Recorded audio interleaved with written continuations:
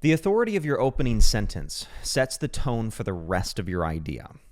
Your first few words when you speak are like the domino that makes everything after it sound assertive, confident, or persuasive. And what you're going to learn in this video is exactly what words and phrases leaders use to sound assertive, confident, and authoritative with what they say. If your first few words are foggy, then your whole message tends to feel foggy. If your first few words are clean, then your whole message begins to feel inevitable.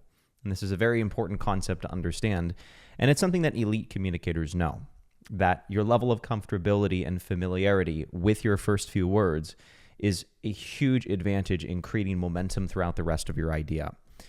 The problem is that most people have is that they don't start speaking, they do what's called a warm-up in public. They have all these little verbal apologies. We call them hedges. Phrases like, I don't know if this makes sense, but, or this might be wrong, but, or I'm probably overthinking, but.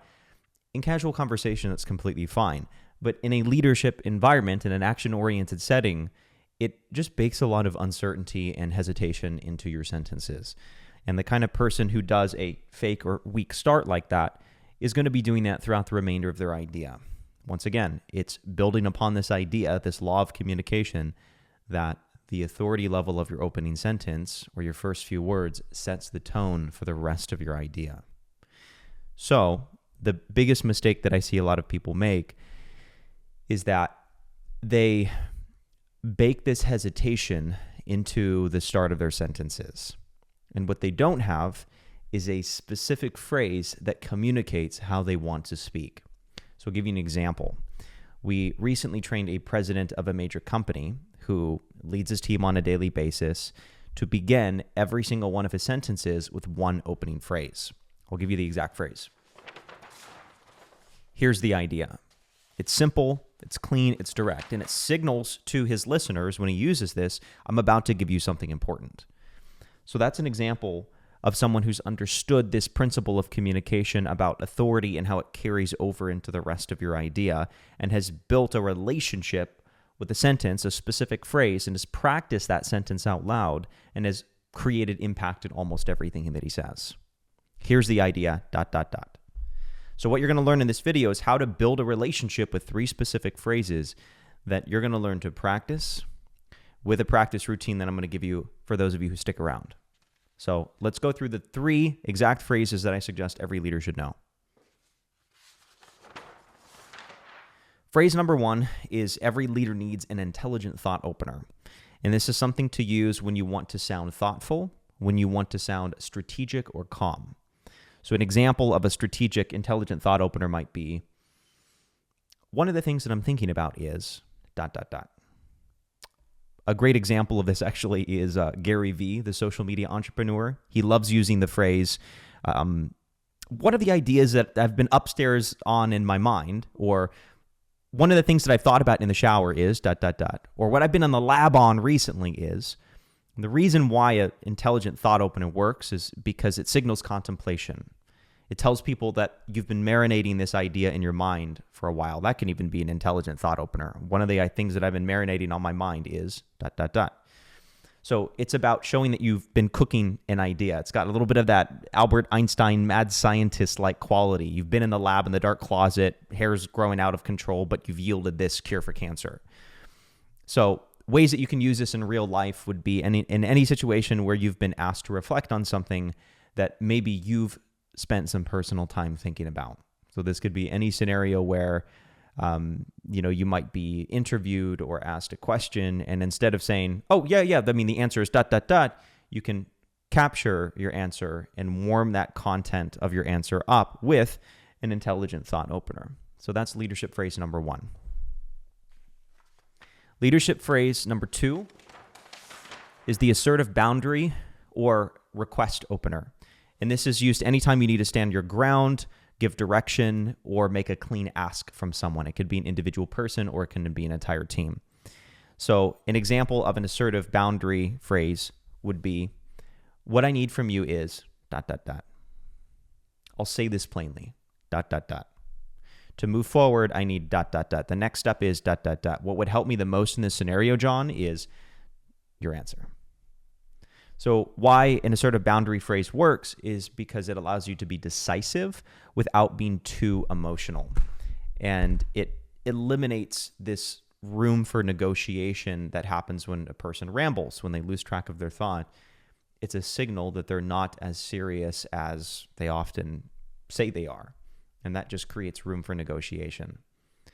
So every single one of these assertive boundary phrases, and actually all the phrases that we're stepping through in this video, they are intended to capture intent right from the start. And by the way, you're welcome to use any of the examples that I've mentioned throughout this video. I'm trying to use as many that I've used, that I've sort of built into my lexicon and the way that I speak and that we teach to our clients. Please take some of these phrases, or just take these categories, give the category to ChatGPT or any large language model that you use, and ask it to write phrases based on your personality. It's also something that's an excellent way of experimenting with how to take the content in this video and apply it to your own speech. So what I would suggest that you do with an assertive boundary phrase is write down exactly how assertive that you want to sound. And when you want to be assertive, how do you start your sentences? Once again, one of the biggest gaps that I see in the people who I work with and who watch these videos is they say they want this quality, but they don't know how to start their sentences in line with that quality that they want. And so by giving yourself that runway of the first few words already defined, you can get that aspired quality off the ground a lot faster, and you can soar and be a lot more effective in your communication. So let's move on to phrase number 3. This is the action opening phrase. I call it the "we're moving now" phrase. This is the opener that you use any single time that you want to shift the conversation from thinking to doing. So what most people will start with, if they need to accomplish an outcome in an environment or a meeting, is they'll say something like, "Let me explain," or "I've been thinking about this," or "Here's some context," and then they'll try to give the history and the timeline, the past, as the beginning of their answer. What leaders do is they don't start with context. They start with direction, forward vision, and momentum. So here's the line that I want you to tattoo on your brain as the action opener. This is the action opener line you need to know. Here's what happens next. Here's what happens next. Or to move forward. This is what we're doing. We're going to focus our efforts on this. Now, these aren't brilliant lightning bolt specific phrases. The point is for you to develop your own action opener sentence. And the reason why this works is because it creates forward momentum. And this, by the way, is the key to how executives speak. It quietly says, we're not debating this forever. Rather, we're moving this into action. Very similar to the previous opener that we used. It eliminates negotiation, or room for negotiation that happens when we talk unnecessarily. It says, this is the next step. This is what we're moving towards. So now that we have these 3 phrases, these 3 categories, we have to develop a relationship with these phrases. And what we find with anything vocabulary related is that it's not something that is about memory, it's about muscle memory. You say words enter into what's called your surface lexicon, which is the 1,500 words on average that the native English speaker will use on a daily basis effortlessly. Those words are there because you have a muscular relationship with those words. Your tongue knows that word. Your jaw moves a certain way when you use that word. And so when we talk about weaving new vocabulary into our everyday phrasing and having it accessible and effortlessly able to be used, we're talking about going through consistent practice of saying that word or that phrase aloud. And you can do this very simply by just taking your phone, hitting record, and then saying that phrase aloud in 50 different variations.